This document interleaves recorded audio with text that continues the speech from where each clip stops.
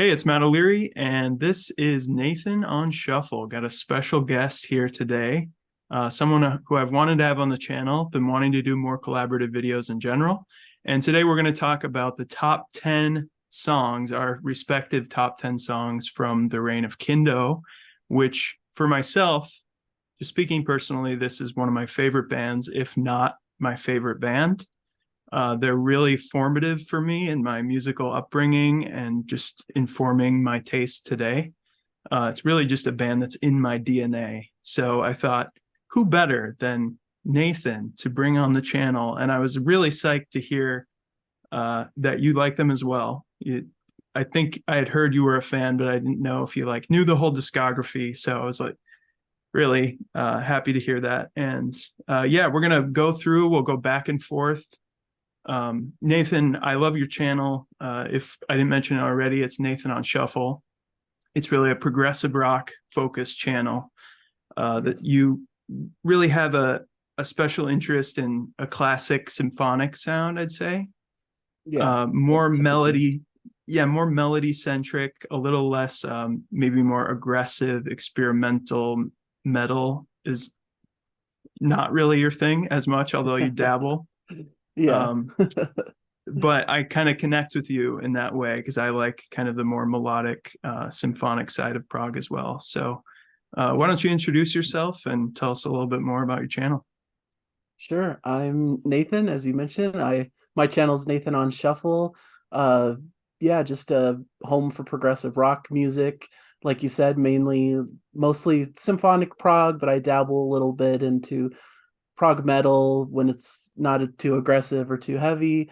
And I like a lot of the more modern, like indie prog stuff too, a lot of the time, like Deer Hunter, Reign of Kindo that we're talking about now, bands like that I've really come to love. And I do reviews pretty much weekly on the channel, talk about the latest headlines in the prog world, and then do a bunch of reactions with my wife as well to both classic and newer prog songs. So hopefully a fun time for those who like this kind of music. So Yeah, I definitely recommend subscribing because you do a weekly show where you just do news. And I feel yeah, like you keep me updated on the latest and greatest in progressive yeah, rock. So that's the hope. Yeah. yeah. Yeah. And I love the, reactions as well with your wife. It's good stuff. Yeah, those are a lot of fun. She's really fun to have on the channel. So I laid down one ground rule for today's conversation. And honestly, it's been a thorn in my side because when I started making this list, all of my songs were from two albums. And I was Yeah. like, I just feel like we need a representative sample of the whole here. And so I want to cover a little bit more variety. So I said that we'll do at least one track in our top 10 from each of the four main studio albums. The Reign of Kindo, modern progressive rock band. They mix in jazz rock. They have a really wholesome, really pure sound, very clean. Their tones, the guitar tones are go on the jazz side rather than a more distorted, heavy rock sort of sound. Right. Very complex progressions and composition in general, usually sort of led by the piano, but every instrument I feel like has its moments to shine. You get some really adventurous jazz rock type of drumming. But you also get a lot of noodling on guitars, some more mathy stuff and odd time signatures. But I was always just drawn to the melodic nature of it. Really, they just pick out a niche that I don't think many other bands quite hit on.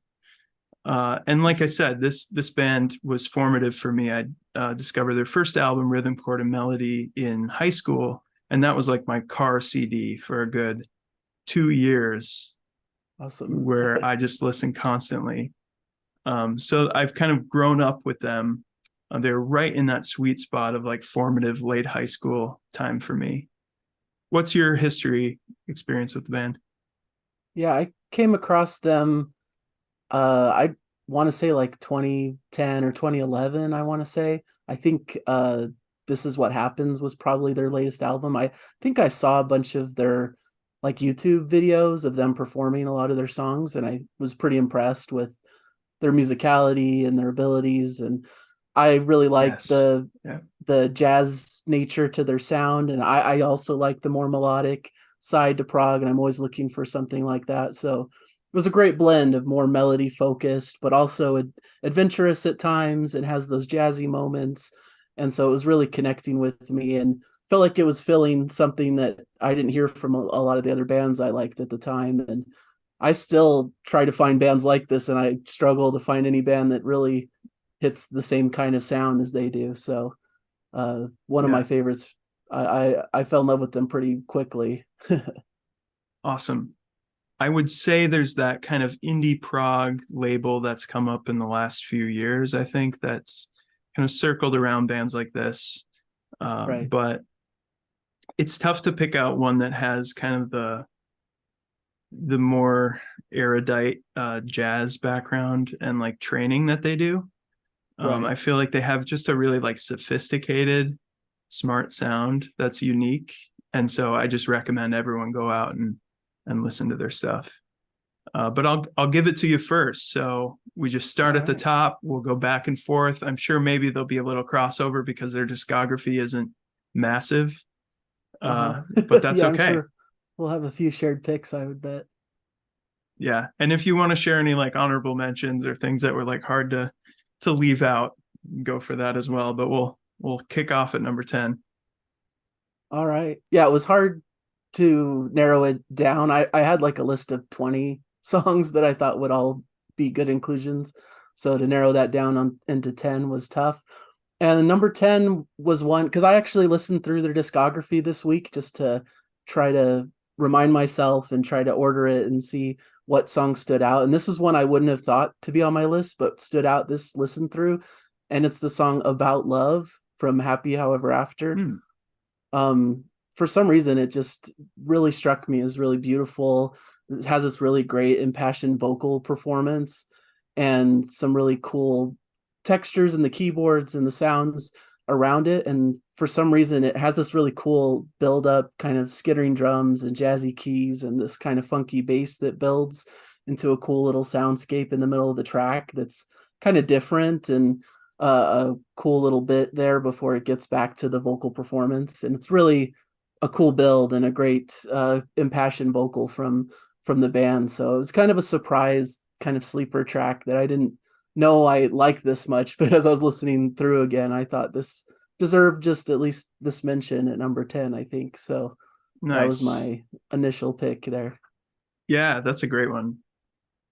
He definitely has like Joey is the main songwriter, I think, and he's the vocalist and a rhythm guitarist as well. Yeah. He has a lot of these kind of sweet, like ballad-esque, softer songs in their catalog. And Yeah. um, I also feel like the band, there's just a lot of deep cuts that Yeah. tended to like creep up in my top as well. That's awesome. So that's their most recent album, which it's been a while, I think 5 years. Right. The Yeah, one sitting, yeah, yeah, it's keep well, hoping for a I'm new sure we'll get one. into that, but yeah, it's the album sitting right above Nathan's head Yeah. up there.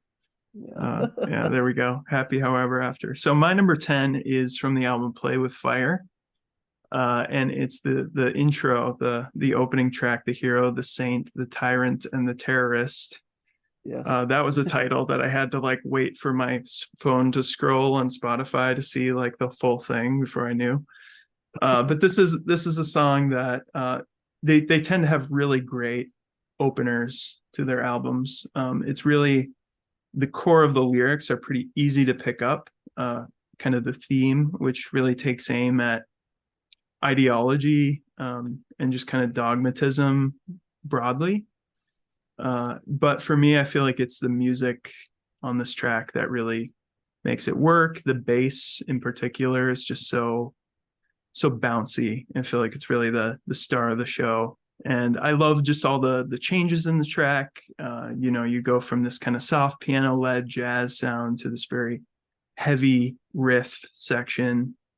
And just kind of as always from them, there's countless instrumental, countless harmonic layers to the song. Like I feel like I could listen to it 10, 20, 30 or more times and pick up on different textures and different layers and different little details as I'm listening. So it's one that's just lush, like it's just this sound bed of like all the stuff going on. So yeah. Excellent. Yeah, and definitely one it might come up on my list too in a minute. All right. So Okay. but it's one I love too. Yeah, all their openers, they were all like contenders to be on my list for sure. They do a solid job with that. You know a song, there's just a sound of an opener that's like, yes, that needs to be the first track, and they just seem to nail it with that. For sure. All right, so number 9. Number 9 on my list. This for me, it's Bullets in the Air from This Is What Happens.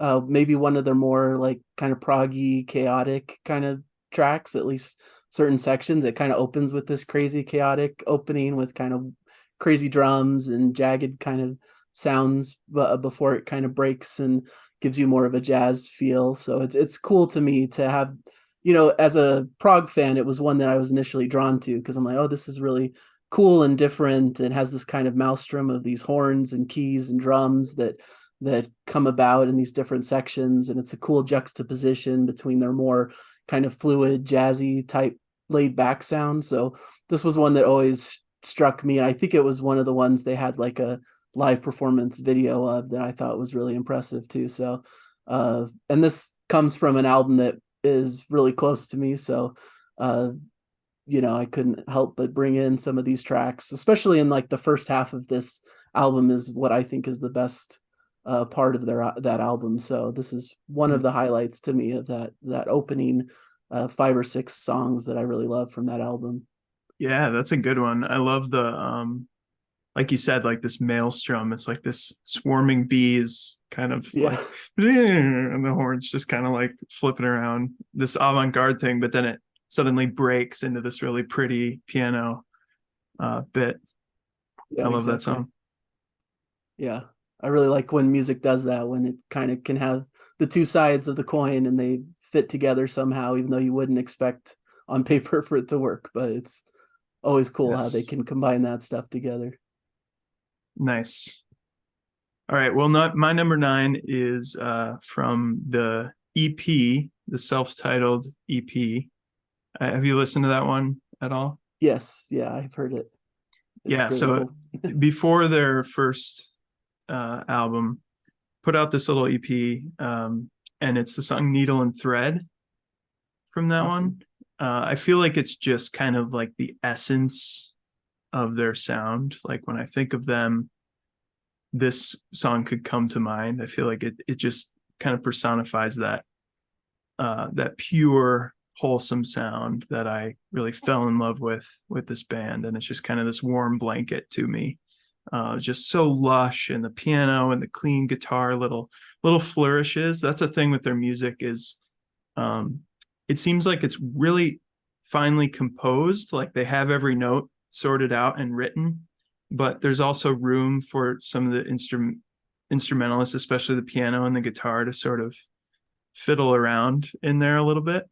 So you get these nice little counter melodies and these little harmonies that float over the top of each other and weave together. And I just love that about their sound, and this really just like demonstrates it. And it also is kind of cute because it's like, the band's opening statement, so there's a little bit of like fresh, naivety to it too. Yeah That is cool. Yeah, I really like that EP. I think it's a solid like opening statement by the band, like really great stuff right off the bat. That it was a little bit of a hidden gem I kind of discovered later, but yeah, that's an excellent track from it. All right, so I guess I'm at number 8, right? This is I picked, I don't know if this is kind of a deep cut, but I really like the song Romancing a Stranger from Play with Fire.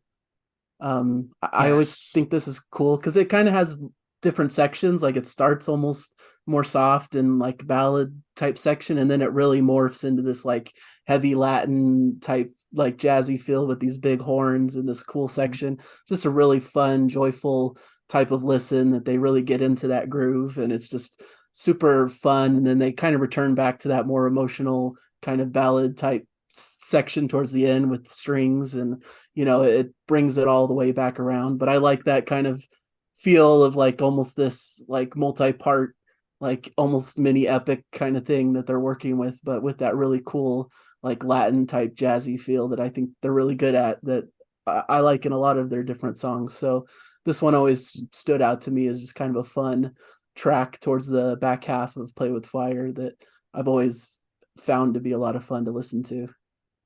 Yeah, it's a long one Yeah. too. Or it seems that way. There's like a lot of different sections, and Yeah, it feels, maybe that's why I like I like the more yeah, proggy, longer kind of parts with different songs that have different parts and different sections to it. So totally. I think Yeah. that's why this one appeals to me. Yeah, and you mentioned that they have some really good live videos as well, the band performing, and it's like in a studio setting, so the sound is really good. And Yeah. that's kind of what probably gave them the most buzz and just views back in like the early days of YouTube. They were coming out with some videos where it just demonstrated their musicianship. Right. Um, and I think that got a lot of fans for the band. Just those videos alone got thousands of views for a band their size, which they're fairly small.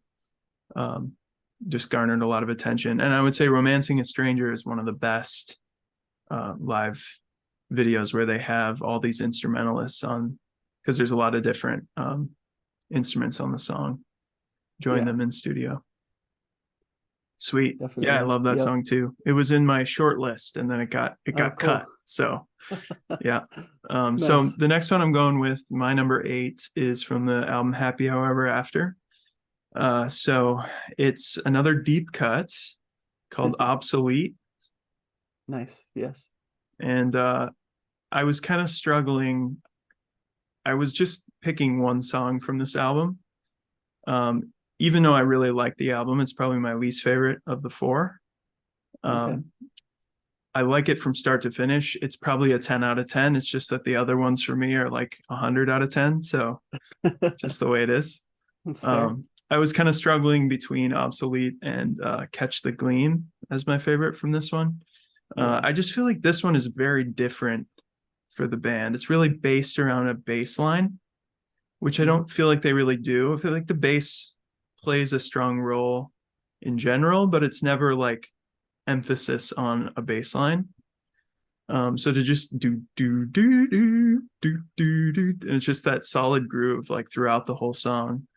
Right. Just a really different sound for them. I feel like it's one that demonstrates a little bit of progression on their part into some new types of compositions and things. Not necessarily a new sound, because the palette of instruments is pretty similar. But I do love like the vocoder in it, which is a little different for the band. There's just some like electronic background textures, which usually they have a very organic sound. So to hear some like synth kind of work in there is cool. And it's just one of the more unique ones from the recent album that I groove with. Like it's just that groove that I yeah, I love the song. Usually I love their music because of the progressions and the different parts that jump back and forth. But this one I just kind of settle into that bass line. It's good. That's a great choice. Yeah. And I really like Happy However After, but it is like hard to pick favorites because I feel like it's fairly just consistent all the way through without ones that really stood out particularly. I thought about Catch the Gleam as well because I just really love that track. So that was on my Yeah. short list. It probably was in my top 10 until I reshuffled it a little bit.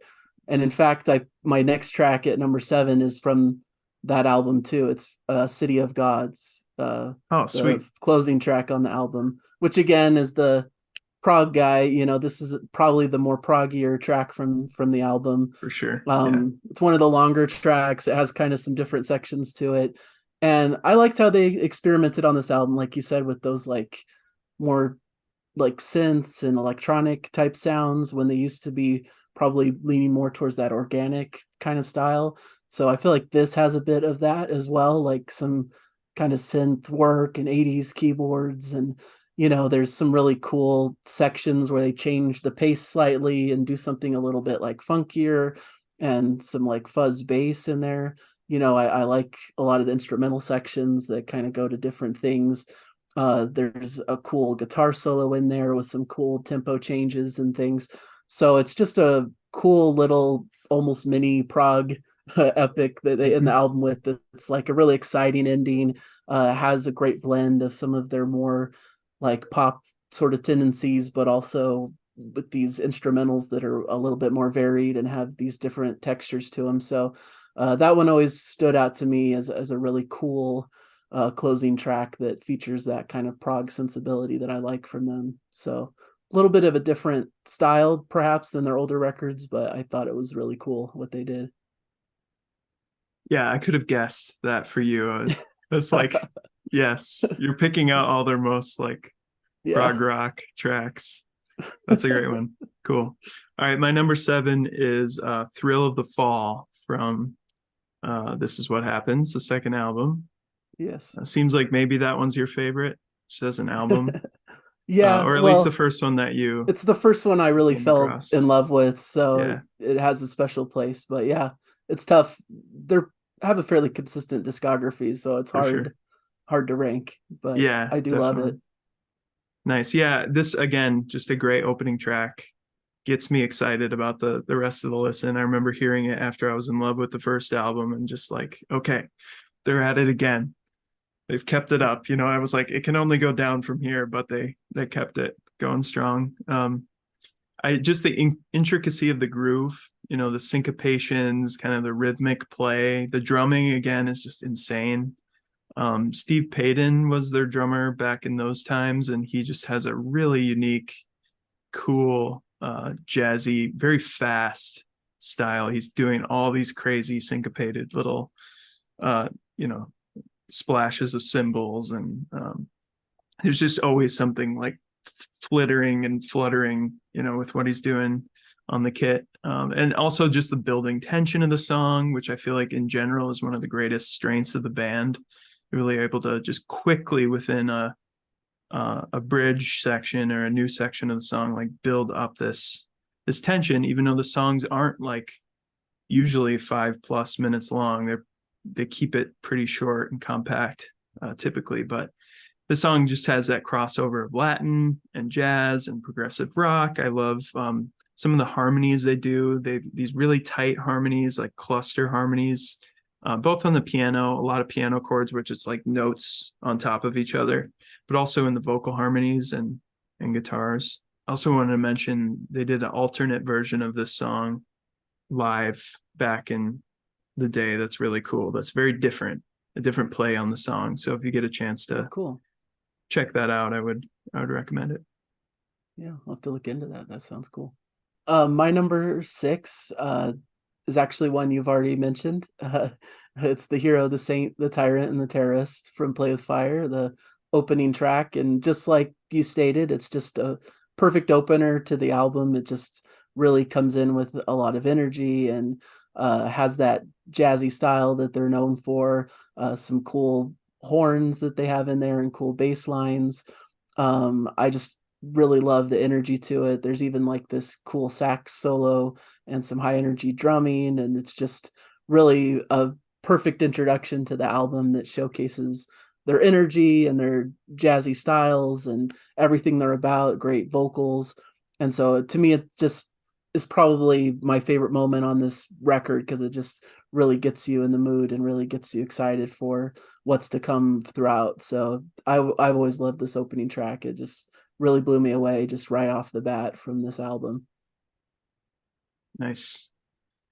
Yeah, I figured that's just a solid song. Live, it like slaps. I Yeah, don't know if you've I would seen them imagine. Yeah. live, but it's really No, great. I wish. Yeah, I need to check them out. They're kind of on my bucket list of like They don't bands get I need to around see too live. often, so Yeah. unfortunately, but do catch them if you can. So cool. Well, I'll move on to my number 6 here, which is the first song from the first album, The Moments in Between.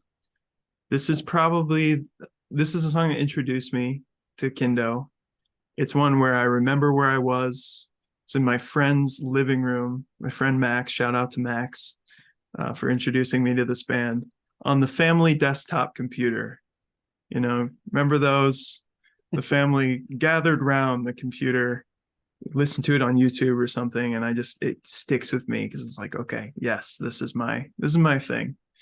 And I think it really epitomizes their sound. It's every instrument shines a little bit on it. You get this very soft, jazzy intro with these like ethereal vocal parts and harmonies, and but then when you get to the heavy meat of the song, there's almost like a touch of kind of a post-hardcore sort of early 2000s sound in there. It's like not heavy or punky or hardcore in the least, but it has like just a little bit of that in the Sure. DNA, I feel like, specifically in this song. And I think it kind of fades from their music in general, but it's probably their most well known, I would guess. Kind of splitting hairs there because none of their songs are that known, but I would guess that it's one of the most well known, and it's just this very intense, very dramatic, progressive, and pure sound that, like I said, just kind of epitomizes what they're all about. That's awesome. Yeah, I another one like right on the edge of my list. I definitely considered it, and I wish I could have gotten more from that album on my list. I haven't mentioned one yet, but they're coming. Yeah, So, nice. All right, we're but in the yeah, it's top five here. This is the cream of the crop right here, folks. yeah, exactly. So my number five is one you've mentioned too. It's Thrill of the Fall from This Is What Happens. I'm stealing your thunder here. This No, is it's cool. We probably have a couple other ones, but yeah, Thrill of the Fall, pretty much just everything you said. Not much more to add, but it's just a great opening track. Their opening tracks are all really great and exciting. And like I've mentioned, this album was what introduced me to the band, really. So this is like what I think of as my first like big studio track that I heard after checking out some of their live videos at the time. So this was really the introduction to me, and just perfect intro. It has this like percussion and hand claps before you get that kind of rumbling piano and that jazzy drumming style. And it kind of has a little bit of a heaviness to it, but you get this lighter moments with some of the vocal sections. And it's just a really cool, once again, juxtaposition that they're able to do that I just really love. And so it continues in that vein, and it has a lot of energy and excitement, and it really gets you into the sound of that album in particular, and is just a perfect introduction. So this really got me excited about the band right off the bat when I heard it. So always have stayed in love with this song for sure throughout the years. gotta love those hand claps. Yeah. Yeah. You've picked two songs which have like these very like intense little fast instrumental parts. Yeah, that's Bullets in probably the something air, I thrill the tend to fall. like. Yeah. Yeah, that's Like probably do why that diddle album diddle diddle diddle. Yeah. probably why the album connected with me so quickly, as I've heard those little bits and I'm like, okay, Yeah, that's like a yeah. cool little prog part that I'm used Right. to. Exactly. Cool. Okay. Well, my number five is from the same album. It's a softie from the band Symptom of a Stumbling. Awesome. Yes. So they have a few of them on this album. There's a few little soft ballad tracks. Soon It Shall Be, Blistered Hands. I think this one is my favorite of that kind of softer ballad sound from the band. I feel like it just comes off the most sincere, maybe not quite as like campy. Like I don't I like everything by the band, but there are certain songs I think Soon It Shall Be that kind of lean a little bit into like kind of a corny type of crooning Yeah. almost. And this one I feel like just doesn't. It feels like really genuine and heartfelt and not like playing a character or something. Or uh, I love the lyrics. I love the emotional weight of everything about it. It's just one that like kind of makes me weepy and makes me think about my family and my wife and the little I didn't know what instrument it was until I watched the live version, but there's a little guitar line that's behind the chorus as he's singing this line. It's like and I thought it was like maybe strings or something, but it turns out it's a guitar, and it's like the coolest Oh, guitar tone very cool. on that part. So yeah, that one's, it's kind of like my wife and I, you know, favorite track of all time. So Oh, awesome. mm. Yeah, another one. Yeah, that could have been on my list too. I definitely love that. For me, the next one on my list, number 4, is from the EP. Also, it's Just Wait. Really love this. It's just a big, cool, almost Latin jazz type feel with this just infectious groove that just goes through the whole piece. It's one of the first like early classic tracks in this kind of style with that like more groove type sound that they can do really well. It has that kind of shuffle groove.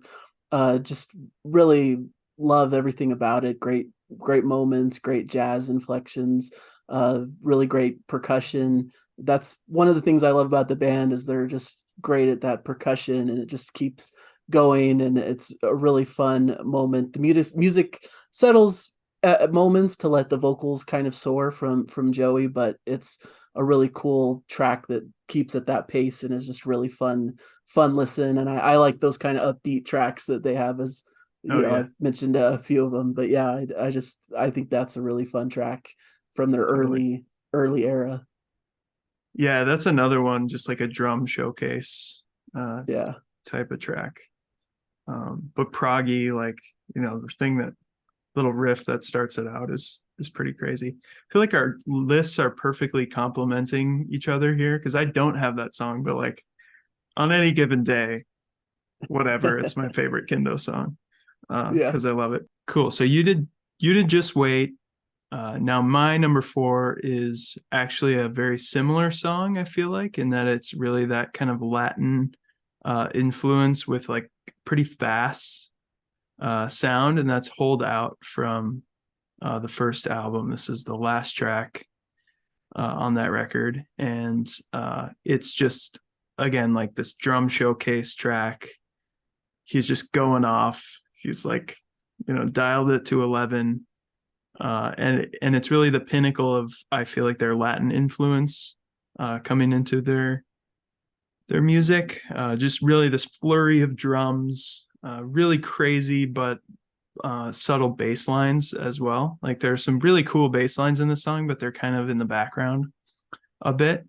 And the instrumental break right before it goes into the chorus um, is just like one of my favorite musical moments ever. Like it's just so influential to my taste and my sensibilities about music, and even writing music myself. And it just was something that I remember my friend Max and I like geeking out over, the particular little tasteful choice that they make at that moment.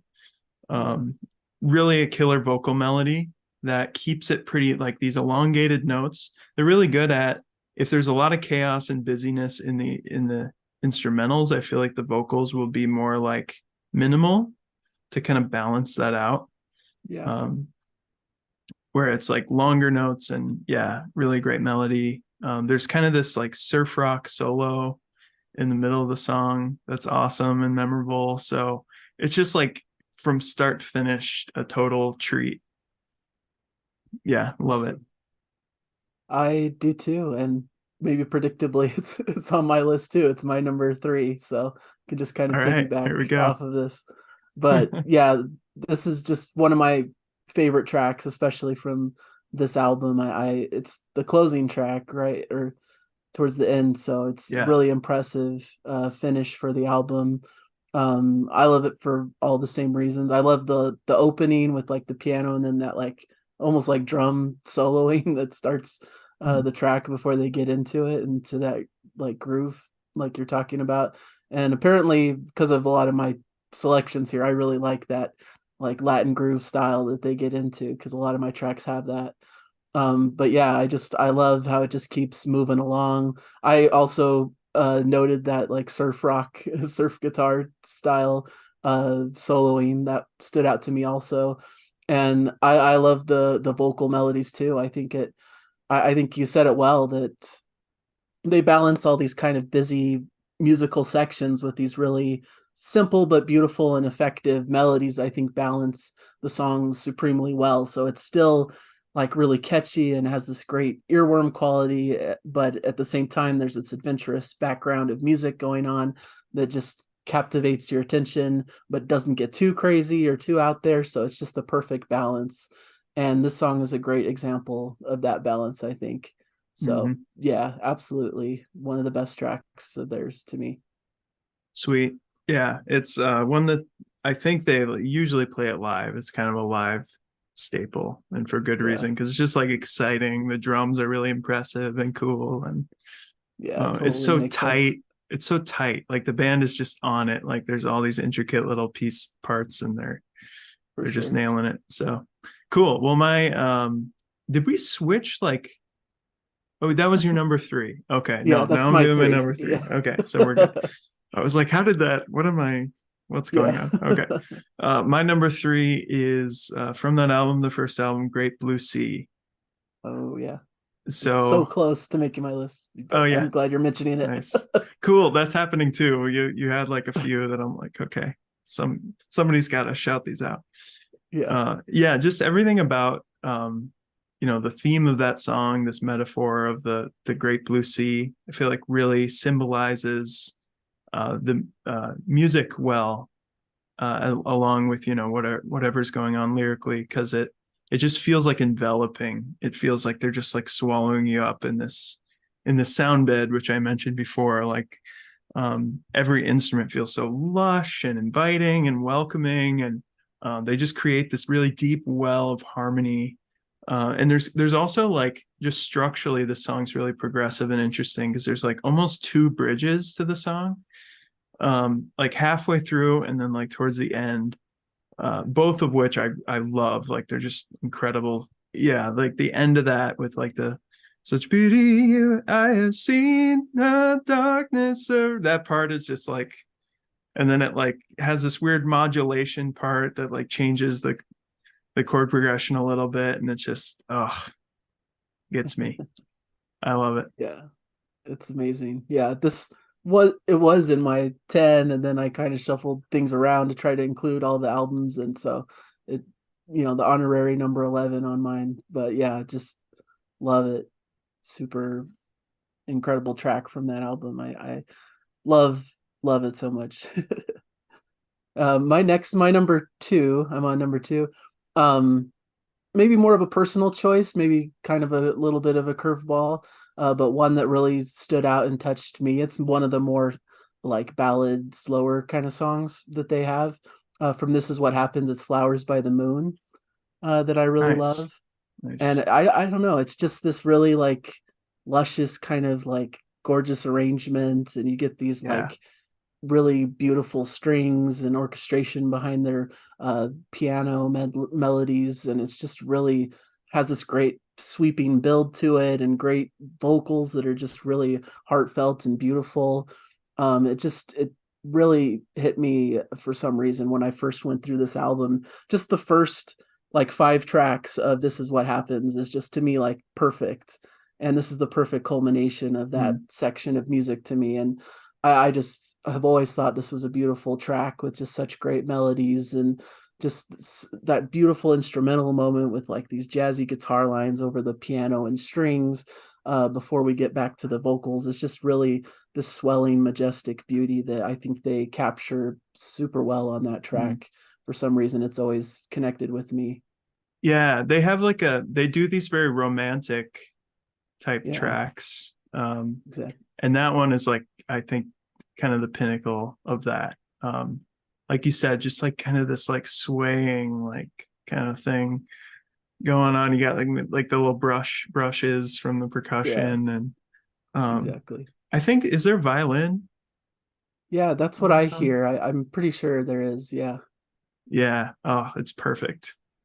They have great little um some of their secondary instruments, just great Mhm. choices, and really like memorable lines that stick with you. And Sweet. I Yeah. love that song. It wasn't close to my top 10, I don't think, but I feel like with this band it's just like, oh yeah, bring it in. I'm could be in my top 5 any day for sure. Yeah. So I love that song. Nice. All right. My number 2, we're getting real close here, and I just have I have a sneaking I have a sneaking suspicion that we've done the number 1, but we'll see. My number 2 is kind of a deep cut. It's the last song from that album, This Is What Happens, called Oh, cool. Psalm. Oh, nice. And Yeah. yeah, this one, it's kind of like my number 1, and what I've said about some of the other songs, really like this building tension, this tension and release sort of thing, where it's like in a very short amount of time, they can, whether it's the chord movements or the melody or the intensity of the instrumentals, they can build up this swelling tension and then just like let it go, and it like falls into the abyss. And um, it's a song that is kind of Joey's version of a psalm, like from the Bible. So it kind of has that quality of the lamentations and the calling out, the crying out for God that's in the book of Psalms. So the way it kind of takes, it's like a modern spin on that, puts it in a modern context. It talks about him on the side of the road, but it has all the same qualities and themes of some Psalms where there's like an anger with God, and there's this part in the song where there's like he's maybe at his most intense kind of anger and like crying out why, um and then it just falls off and he says something like uh I can't remember the line, but it's like it could be my mistake, or it could be maybe I'm partially to blame, I think is the line, or something like that, and the music just like falls off with it, and it's just the lyrics matching the music and the composition seems to me like just it's so hand in hand. Like it's not like, oh, just throw some lyrics on top of this thing. It's like, no, they kind of are all meant to go together.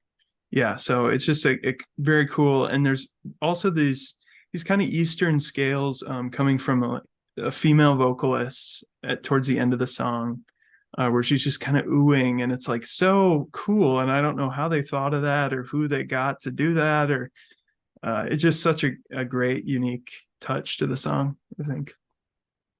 It's a So great yeah, one. Yeah.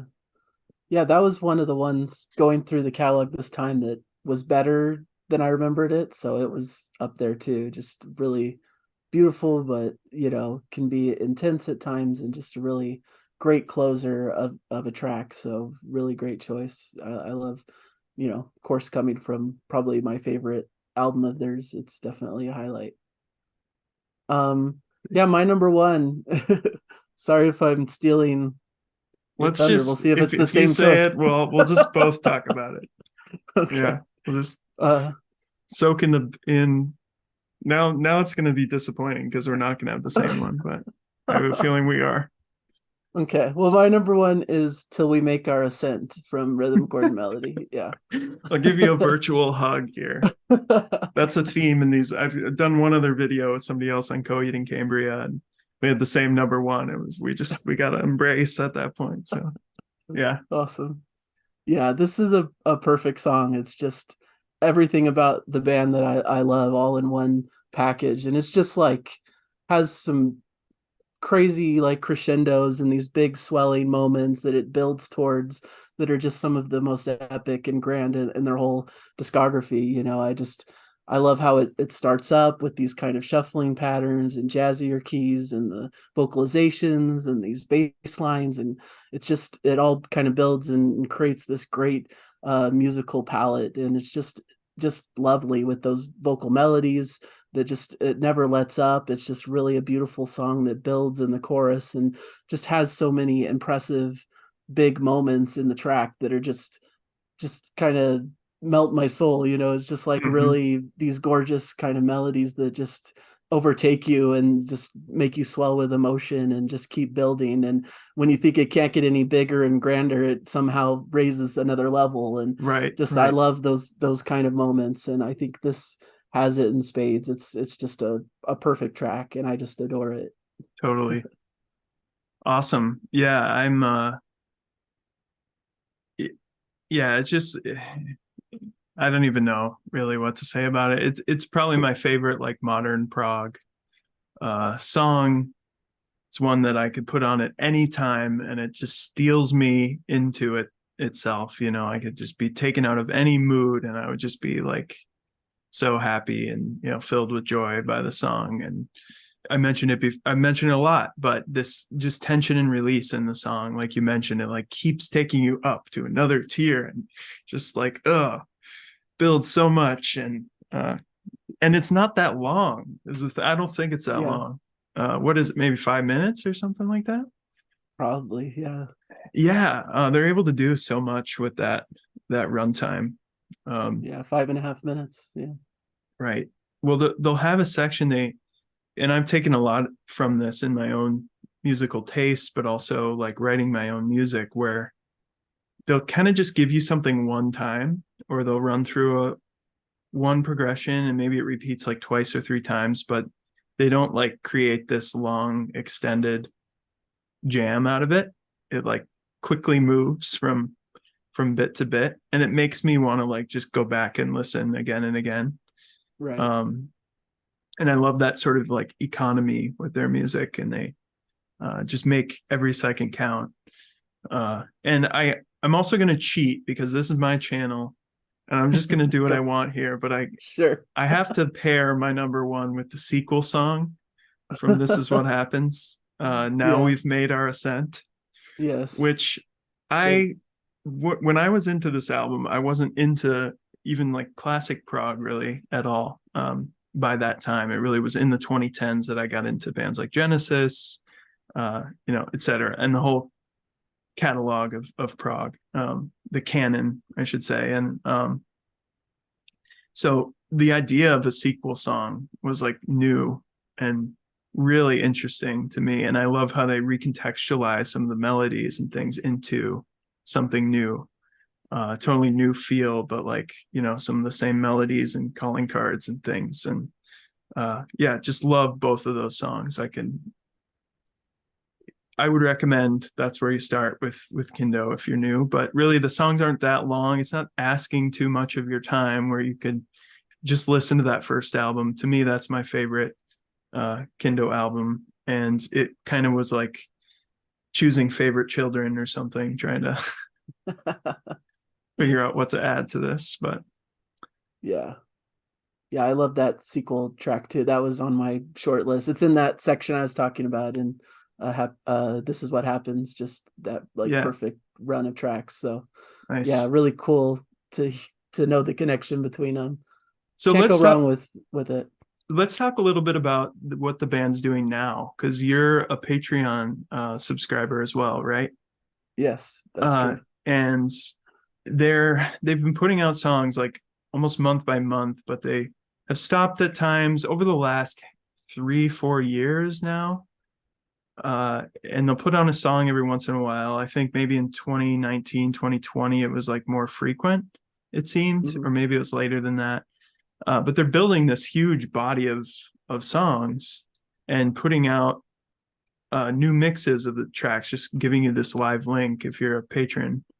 And they seem to have just a ton of music for a new album, and for whatever reason they don't release something. And who knows, you know, it's just like impossible to know why, all of the legwork that goes into getting that to happen. um, Right. I'm really hopeful that they stick with it. And I just, you know, even if like the band happens to watch this, because there's few Kindo albums on YouTube, like please continue. We love it. You know, there's so many of Yeah. us, and I'm trying to spread the word. I've always tried to spread the word about the band, but it really is, even if it's a tough living to make it on Kindo's music alone, which is just a tough industry in general. It's worth it in the sense of how much it means to the smaller fan base. I think to press on. So yeah, anything to say about that, or like following them as a patron? Yeah, it's been really cool. I liked their concept that it was like, you get like a song a month and you get to hear new music from them and get to kind of hear things in progress as they work on their different songs. And yeah, I've been surprised because they do have such a collection of songs now that haven't been released, that there hasn't been an album. They could almost like make two albums out of all the songs they've collected. Maybe they'll do a big like double album kind of thing. But yeah, it's just really cool for the band to interact with their fans that way. And yeah, I wish they'd release something so I could maybe spread it and review it and let more people know about it who maybe aren't on Patreon or whatever. But yeah, and I was considering some of those newer tracks even for my list, but I decided not to at the end just because of how much I love the classic catalog, and it felt kind of weird because some of these are a little bit unfinished, and I be curious to hear them in their final form before like really officially picking them for a list. But yeah, I'm a big fan of their new songs, and hopefully they'll be able to release something in sometime in the near future. That's my hope. Yeah, they're sounding really great still, it's so looking forward to that day, and just happy that they're keeping at it and keeping in touch with fans. If you're Yeah. interested in buying their music, which I recommend, there are two that are out on vinyl, that most recent album, the two that are above Nathan's head. So I just recommend right now going out.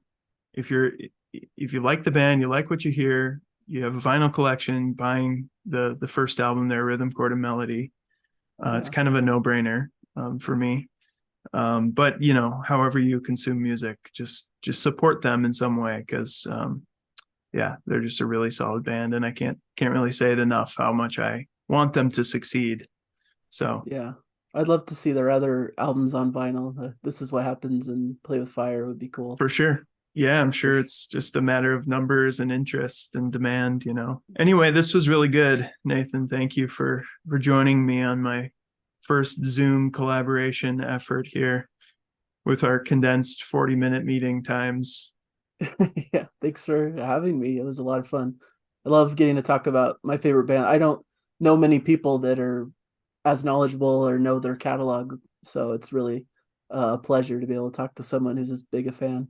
Go ahead, subscribe to Nathan's channel if you haven't already. Like I said, very regular progressive rock content to keep you informed. And yeah, it was a blast. Thank you, Nathan.